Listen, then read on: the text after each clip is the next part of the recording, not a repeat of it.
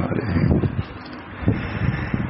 نحمدہ ونصلی علی رسولہ الکریم اما بعد.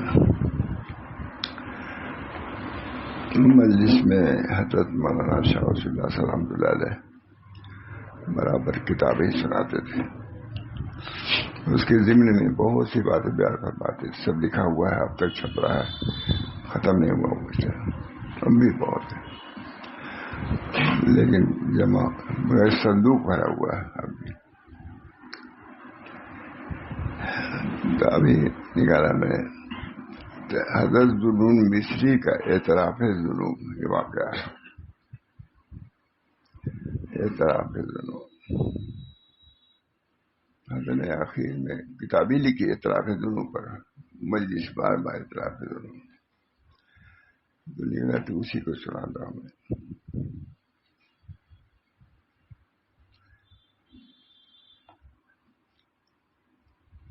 ایک سال مصر کے دریائے نیل میں واقع ہے. ایک سال مصر کے دریائے نیل میں پانی نہیں تھا، جس کی وجہ سے قحط کے آثار ظاہر ہوئے. کچھ لوگ کوہسار کی طرف بارش طلب کرنے کے لیے نکلے. بہت روئے دھوئے،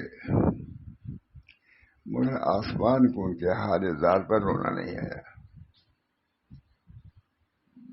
بہت آنسو گرے، پانی گرے،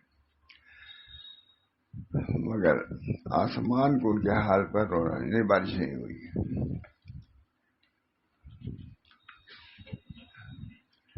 حضرت ذوالنون مصری کو بھی مخلوق کی اس پریشانی کی اطلاع کی گئی اور عرض کیا گیا کہ آپ بھی اللہ تعالیٰ سے دعا فرمائیے کہ بارش ہو جائے. آپ مقبول خداوند تعالیٰ ہیں اور مقبولین کی دعا قبول ہوتی ہے، رد نہیں ہوتی ہے. لوگوں نے کہا حضرت ذوالنون مصری سے آپ مقبول خدا ہیں اور مقبولین کی دعا رد نہیں ہوتی. اللہ ہم لوگ سب کو مقبولین میں سے بنا دے. اور مقبولین کی دعا قبول نہیں ہوتی.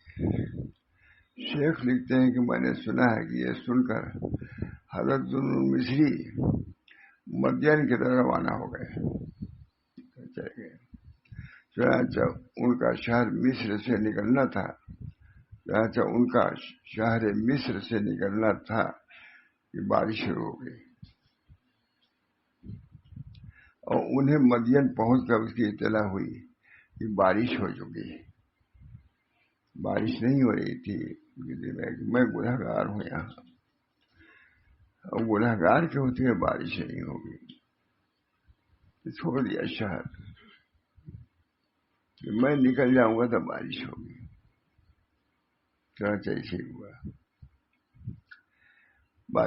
اور دریا پانی سے اتنا بارش ہے کہ دریا پانی سے لبریز ہو گیا. کسی عارف نے اس سے تنہائی میں پوچھا کہ آپ کے مصر سے چلے جانے میں کیا راز تھا؟ بارش بھی ہوئی. بارش نہیں ہوتی آپ کے نکلنے سے. فرمایا کہ میں نے سنا تھا کہ قحط جو ہوتا ہے وہ برے لوگوں کے افعال بد کی وجہ سے ہوتا ہے. اللہ ہر زمانے میں ان چیزوں کو ملحوظ رکھنا ہوگا. کوئی اس سے مستثنا نہیں. اللہ تعالیٰ کا جو نظام ہے اسی نظام پر آدمی چلے گا تو کامیابی ہے. اپنی طرف سے نظام لے آئے گا تو سوا بربادی کچھ نہیں ہو. اللہ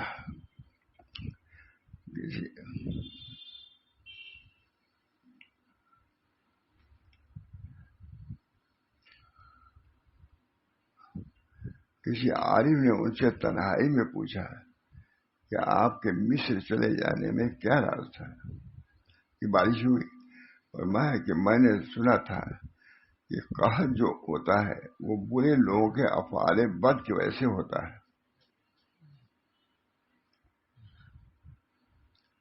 اور میں نے جہاں تک غور کیا تو اپنے سے زیادہ کسی کو اس بستی میں گنہگار نہ پایا. ذوالنون مصری، نام ان کا سب لکھے ہیں زبان پہ، ذوالنون مصری. لیکن قلب کا یہ حال، ان کے نیستی کا یہ حال تھا کہ اپنے کو سب سے بڑا گنہگار سمجھتے. سنا تھا کہ قحط جو ہوتا ہے وہ برے لوگوں کے افعال بد کی وجہ سے ہوتا ہے، اور میں نے جہاں تک غور کیا تو اپنے سے زیادہ کسی کو اس بستی میں گنہگار نہ پایا. پہلے بارش بھی نہیں ہوتی تھی تو ہم لوگ بھی نہیں کرتے تھے، فضل میں حضرت بھی نہیں کرتے تھے، گنہگاروں کے سب میں کھڑے ہوتے. ماشاء اللہ. اور خانقاہ کے لوگوں سے اور ڈانٹتے تھے، خانقاہی لوگ ہیں. ہم لوگ کہتے یا اللہ بھی ہم یہ لوگ ڈانٹ کے اس پر کہا تم لوگ ٹھیک ہو جائے سب ٹھیک ہو جائے. یہ کریں خانقاہیوں سے کہتے تم لوگ اگر اتنے آدمی ہو تم لوگ، اگر تم ٹھیک ہو جائے تو سب ٹھیک ہو جائے گا. گنہگاروں کی طرف نہیں، خانقاہیوں کی طرف نظر تھی کہ یہ لوگ اگر ٹھیک ہو جائے سب ٹھیک ہو جائے گا. ٹھیک ہے. اور خوب ڈانٹتے تھے، نکلو نالائق ہو تم سب دنیا دار ہو. بہت ہم لوگ سنے ہیں. کبھی ان لوگوں نے کہا فساق فجار میں یہ خاص انداز تھا، سب سے برا مانو. ہم بیٹھے ہوئے تھے تو بریانی یا آئس کریم آئی، کسی دیا ہوگا اس پر کہاں سبزی تھی لیکن باہر لیا ہے. اب ظاہر حضرت بھی تو آدمی تھے، ان کو بھی اچھی چیز اچھی لگتی تھی، انہوں نے چرچا لیا ہے یوں کیا. ان کی نواسی بیٹھی ہوئی تھی، میں بھی تھا، اس کو دے دیا. کہا کہ یہ تم کھا جاؤ، خاطر ہم کریں گے تو گناہ، ہم کھائیں گے تو گناہ ہی کریں گے، ہم کھائیں گے تو گناہ ہی. کھانا بہت ملفا امتحان کا ہے.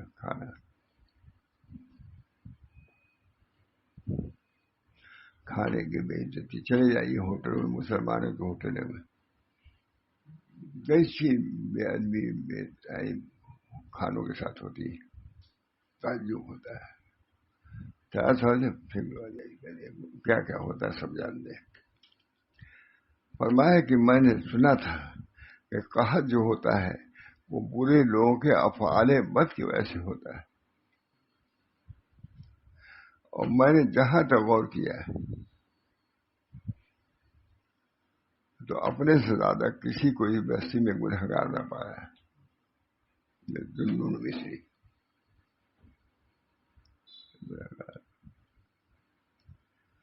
اس لیے میں ہی وہاں سے چلا گیا کہ خواہ مخواہ میری نحوست کا خمیازہ یہ لوگ کیوں برداشت کریں.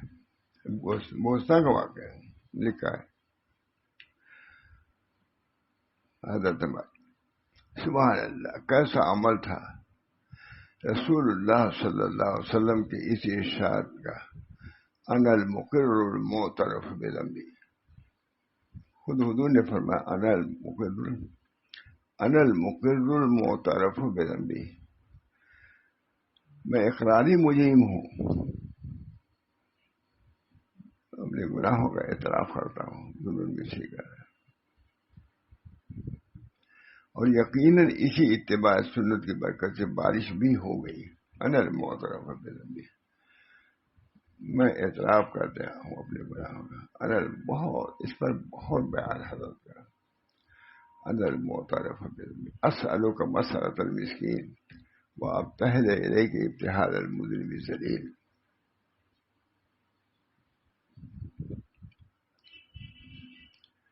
جہاں تک غور کیا اپنے سے زیادہ، جہاں تک غور کیا اپنے سے زیادہ کسی کو بستی میں گنہگار نہ پایا.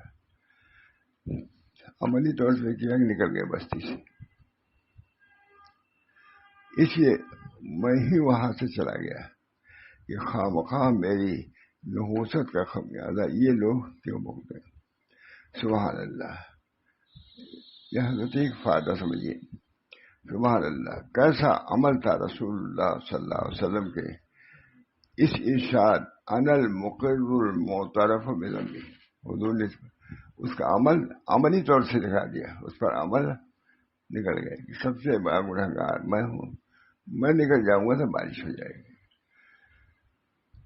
کتنا استحضار تھا اپنے گناہوں کا. انا المعترف بذنبی اسألک مسألۃ المسکین وابتہل الیک ابتہال المذنب الذلیل. بہت اس پر بہت بیان ہوتا تھا حضرت کا، دیکھا اور سنا. تو فائدہ میں نے لکھا ہے. سبحان اللہ، کیسا عمل تھا رسول اللہ صلی اللہ علیہ وسلم کے ارشاد انا المقر المعترف بذنبی. یہ حضور فرما رہے ہیں، عملی جامع حضور نے پہنچایا کہ انا المعترف، میں اپنے گناہوں کا اعتراف کرتا ہوں. اور یقیناً اسی اتباع سنت کی برکت سے بارش بھی ہو گئی. انہوں نے شہر سے باہر نکل کر گویا اعتراف و استغفار کا عملی ثبوت دیا. یہ نہیں صرف کہا بلکہ بستی سے نکل گئے. گنہگار آدمی جب یہاں رہے گا تو بستی بھی محروم رہے گی پانی سے. تم بھی منحوس آدمی ہو، نکلو بارش ہوگی. تو میں چاہتا ہوں خوشحال ہو بھی. انہوں نے چونکہ اعتراف ذنب کیا، انا المعترف بذنبی، اب گناہ ہونا کا معاملہ چھوڑیے، میں نے بہت بیان کیا. انا المعترف، چونکہ حضور نے اپنے ذنب کا گناہ، یہ نہیں کہ گناہ گار تھے. کسی نے حضرت تھانوی سے پوچھا کہ حضرت کیا حضور ایسی گناہ گار؟ خاموش ہے، یاد ہے. انا المعترف بذنبی، میں اپنے گناہوں کا اعتراف کرنے والا. اعتراف بھی بڑی چیز ہے.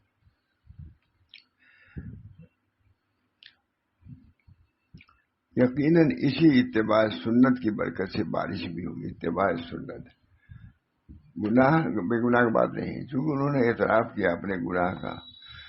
اعتراف ذنب بہت بڑی طاعت ہے. اعتراف اور یقیناً اسی اتباع سنت کی برکت سے بارش ہوگی. انہوں نے شہر سے باہر نکل کر گویا اعتراف و استغفار کا عملی ثبوت دیا. اب اس بستی میں ہم نہیں رہیں گے. اس کے یہ نہیں کہ وہ گنہگار تھے، اس کی بات نہیں ہے. جنہوں نے اعتراف ذنب کے گناہوں کا اعتراف کیا ہے. یہ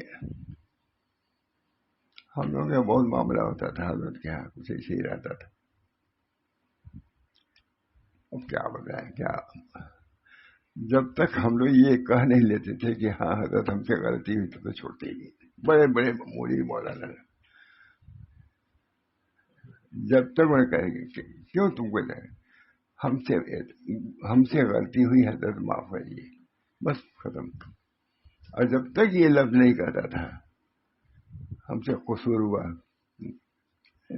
نالائق. بہت ایسا ہوا ہے. خون دل پینے کو، لخت جگر کھانے کو، یہ غذا ملتی ہے جانا تیرے دیوانے کو. مجلس میں بھی ہوتے تھے. اٹھیے،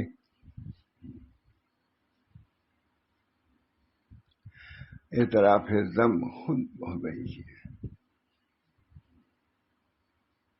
اللہ تعالیٰ ہم سب لوگوں کو اعتراف ذنب. حضرت تھانوی نے ایک صاحب سے کہا، ان کو کہا کہ اپنی غلطی کو لکھ کر کے خانقاہ کے پھاٹک پہ لگائیے دروازے پہ کہ میں اس گناہ میں مبتلا ہوں. یہ انہوں نے لکھا، بڑے آدمی اب چپکا لیے لکھے گا کہ میں فلاں مرض میں مبتلا ہوں. یہ تھا کچھ بہت سنا حضرت. تم نے لکھ بھی لیا. اب جا رہے تھے چپکانے کے لیے. میرا شنیا سے ہوتا ہے وہاں شبیر علی صاحب گئے کہ ابا ان کو آپ ذلیل کرنا چاہتے ہیں کیا مقصد آپ کا؟ کہا میں ذلیل کیوں کرنا چاہوں بھائی، ان کے مرض کے لیے.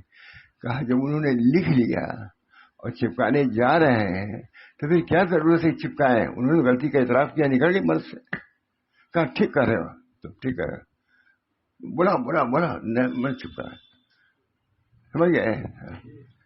انا المعترف، انا المعترف بذنبی، حضرت بس کرتے تھے جملہ میں اپنے گناہوں کا اعتراف کرتا ہوں. اعتراف ذنب من جملہ سنت نبی کریم صلی اللہ علیہ وسلم کی ہے. خود اعتراف ذنب نہیں، اعتراف ذنب.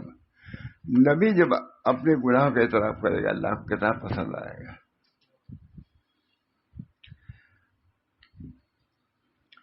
سبحان اللہ، کیسا عمل تھا رسول اللہ صلی اللہ علیہ وسلم کے ارشاد کا، انا المقر المعترف بذنبی، انا المقر المعترف بذنبی، میں اقرار کرنے والا ہوں، اعتراف کرنے والا ہوں. اعتراف تو نہیں کی. اور یقیناً اسی اتباع سنت کی برکت سے بارش بھی ہو گئی. انہوں نے شہر سے باہر نکل کر گویا اضطراف و استغفار کا عملی ثبوت دے دیا. باہر نکل گئے، عملی ثبوت، صرف زبان سے نہیں، جس کی وجہ سے اللہ تعالیٰ کے بحر بخشائش میں جوش آ گیا. سبحان اللہ. یہ تھا حال ان کے تواضع و فنا کا کہ اپنے سے بڑھ کر وہ پورے مصر میں کسی کو گنہگار ہی نہ سمجھتے تھے. اور یہ ان کو یقین تھا کہ ہماری ہی معصیت کے نحوست کی وجہ سے بارش رکی ہوئی ہے. جو حضرت کی بات ہے. مگر خلق اللہ میں ایسی عزت تھی، مگر حضرت فرما رہے ہیں، مگر خلق اللہ میں ایسی عزت تھی کہ بادشاہ وقت نے یہ کہا کہ جس مجلس میں اولیاء اللہ کا ذکر کیا جائے اور ذوالنون مصری کا ذکر نہ ہو، مجلس خالی ہے. سے بادشاہ وقت ان کے متعلق کہہ رہا ہے، وہ سارے اپنے ملک میں سب سے زیادہ گنہگار سمجھ رہا ہے اور بادشاہ وقت سب سے زیادہ ان کو عزیز سمجھ رہا ہے. تو اللہ کیا کیسی عزت.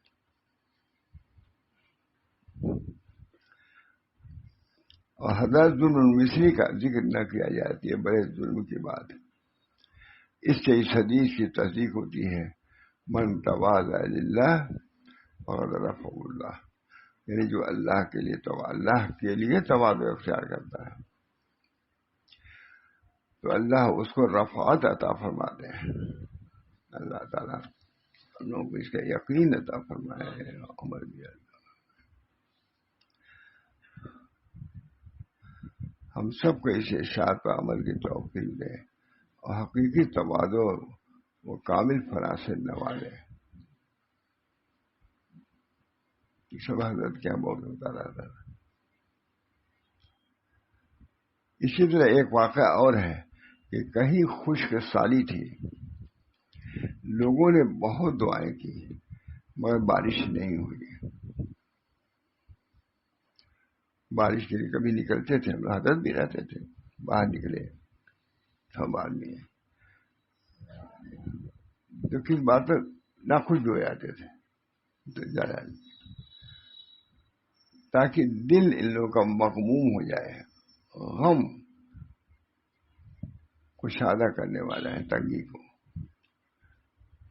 اللہ تعالیٰ ہم سب لوگوں کو حزن و غم بہت بڑی دولت ہے. حزن و لا تحزن، حزن و حقیقی تواضع.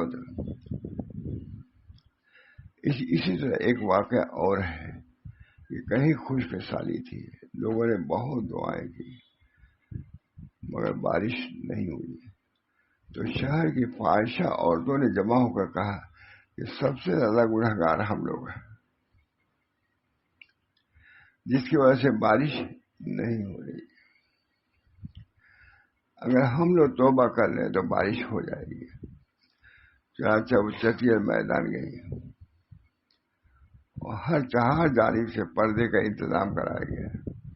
حضرت سے کبھی سنا ہے زبانی سنا ہے اور اس میں گریہ و زاری کے ساتھ اپنے گناہوں کا اعتراف اور صدق دل سے توبہ استغفار کیا تو بارش ہو گئی. حضرت اعتراف اپنے کو خطا کار سمجھنے میں کوئی تعامل نہ کرتے تھے. حضرت خواجہ باقی باللہ اتنے بڑے شخص مجدد صاحب کے کوئی. حضرت خواجہ قصور کے اعتراف اور اپنے کو خطا وار سمجھنے میں کوئی کسر نہیں اٹھا رکھتے تھے. اپنے اصحابی سے نہیں بلکہ عوام سے بھی اپنے کو ممتاز نہیں سمجھتے تھے. کہا جاتا ہے کہ آپ کے پڑوس میں رہنے والا ایک نوجوان ہر قسم کی برائیوں کا ارتکاب کرتا تھا، مگر باخبر ہونے کے باوجود آپ اسے برداشت کرتے رہے. کسی موقع پر ان کے مرید خواجہ حساب الدین دہلوی نے اس کی شکایت کی. انہوں نے اسے پکڑ کر بند کر دیا. جب شیخ کو معلوم ہوا تو وہ اپنے مریدین پر ناراض ہوئے اور اس سے بات پوچھ کی. انہوں نے عرض کیا کہ حضرت وہ بڑا ہی فاسق ہے. اس پر آپ نے ایک آہ صد بھری اور فرمایا کہ جی ہاں، آپ لوگ اہل صلاح و تقوی میں سے. اس کو تو برا سمجھ کے بند کرا دیا. جی ہاں، آپ لوگ اہل صلاح و تقوی سے. اس لیے آپ نے اس کا فسق و فجور محسوس کر لیا، مگر ہم تو اپنے کو اس سے بہتر نہیں سمجھتے، اس لیے اپنی ذات کو چھوڑ کر حکام کی اس کی شکایت بھی نہیں کرتے. پھر آپ کے کوشش سے حکام نے اسے رہا کیا اور وہ طائب ہو کر اہل صلاح میں سے ہو گیا. جب آپ کے کسی مرید سے کوئی غلطی ہوتی تو اس کے بارے میں فرماتے کہ یہ میری ہی غلطی تھی جو بالواسطہ اسے ظاہر ہے. اللہ میں ابن جوزی کا اعتراف ہے قصور. جب یہ واقعہ بیان کرتے تھے آگے والا حضرت فرماتے تھے کہ علامہ ابن جوزی کو لوگ خشک کہتے ہیں، لیکن دیکھو ان کا یہ واقعہ ہے. ادھر کہتے تھے علامہ ابن جوزی کو خشک لوگ کہتے ہیں کہ اس کے منکر ہی تھے، لیکن ان کا یہ ہے اس زمانے کے خشک ملاؤں کا یہ حال تھا جو اب کے اچھے لوگوں کا نہیں ہے. یہ سب باتیں بہت ہی درمیانی، حضرت کے درمیانی باتیں بہت اس قسم کی.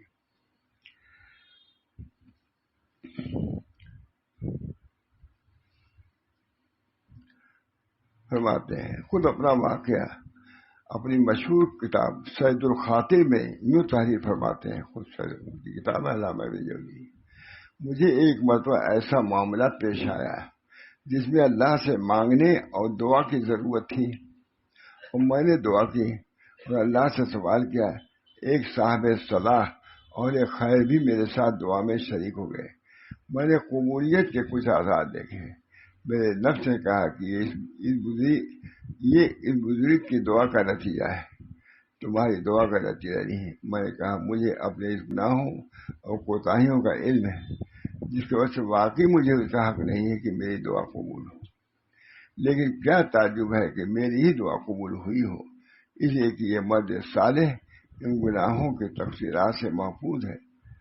ان تقصیرات سے محفوظ ہے جس کا مجھے اپنے متعلق علم ہے. لیکن مجھ میں اور اس میں ایک فرق ہے، مجھے اپنے تقصیر کی بنا پر دل شکستگی اور ندامت ہے، بس اس ندامت کی وجہ سے. اور اس کو اپنے معاملے پر فرحت و سرور ہے. اور کبھی اعتراف تقصیر ایسی ضرورتوں کے موقع پر زیادہ کارآمد اور مؤثر ہوتا ہے. اسے قصور کا حالت کیا ہمارے بہت ہوتا تھا اسے. ہم لوگ کہتے ہیں جا کہو ہم سے غلطی ہوئی، اس سے صاف صاف کیا کہو کہ چھو جاؤ گے. بس وہاں کی کبھی ہم بتلا نہیں سکتے، بگڑتے چلے آتے تھے. کوئی تو ہم لوگ کہتے ہیں میں رو دوں، آنسو دیکھ رہے خود ہی بھر جائیں گے. بہت ایک عجیب واقعہ ہے. سما جس وقت ناخوش ہوتے بڑے بڑے لوگوں کو، جب تک وہ صاف نہیں کرتے تھے کہ مجھ سے غلطی ہوئی. اعتراف ذم گناہوں کا اعتراف ایک بہت بڑی دولت ہے. سنت من سنن نبی صلی اللہ علیہ وسلم، اعتراف ذم حضور کی سنتوں میں سے ایک سنت ہے. جیسے عبادت سنت ہے حضور کی، اسے اعتراف ذم یعنی برائیوں کا اقرار یہ بھی ایک سنت ہے حضور صلی اللہ علیہ وسلم کی. اللہ تعالیٰ ہم سب کو اسی توفیق. ہم ان میں ایک تھا کمتر لڑکا تھا کوئی بہت زیادہ، تو بات ایسی تھی وہ رو رہا تھا، وہ لڑکا رو رہا تھا، تھے آپ لوگ جانتے ہیں. دیکھو وہ اعتراف ذم میں لگا ہوا ہے رونے میں، جا سکو معاف. اللہ تعالیٰ ہم سب لوگوں کو طریق کو سمجھنے، انانیت کا نام نہیں طریق اپنے فنا کرنے کا نام ہے. اللہ ہم سب کو پورے حضرت کے کاموں کی بنیاد اسی پہ تھی، اعتراف ذم.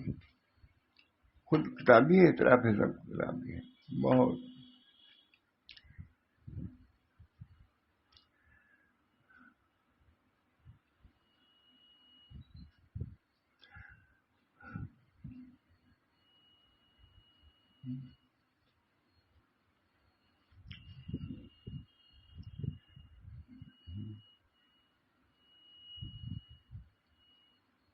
بہت ہے وہی اعتراف ذم پر لکھ رہے ہیں کہ یہ تو عبادت کا ہے، سب عبادت اپنی جگہ پر ہے، لیکن اعتراف ذم گناہوں کا اعتراف یہ سب سے بڑھ گیا ہے.